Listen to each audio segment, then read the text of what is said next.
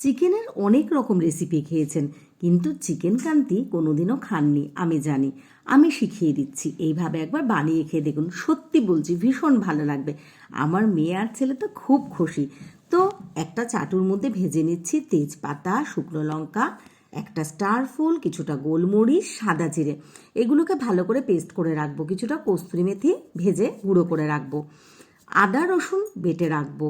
তারপরে কড়াইয়ের মধ্যে সাদা তেল গরম করে 2 চামচ ঘি দিয়ে পেঁয়াজগুলো দিয়ে আদা রসুনের পেস্টটা দিয়ে দিলাম, কাশ্মীরি লঙ্কার গুঁড়ো, লবণ, অল্প একটু হলুদ আর মশলাটা একটু ধনে গুঁড়ো ভালো করে দিয়ে বেশ কিছুক্ষণ নাড়িয়ে চাড়িয়ে নেব। মাংসগুলোর মধ্যে দিয়ে নেব, ভালো করে মশলার সাথে সব মাখিয়ে নেব কিছুক্ষণ। তারপরে কিছুক্ষণ পরে দিয়ে দেবো বড় 2 চামচের মতো টক দই। ভালো করে সেগুলোকেও নাড়িয়ে চাড়িয়ে নেব। আমি কিন্তু একেবারেই জল দিইনি, আপনাদের প্রয়োজন হলে দিতে পারেন। সব শেষে দিয়ে দেবো কস্তুরি মেথিগুলো। ভীষণ ভালো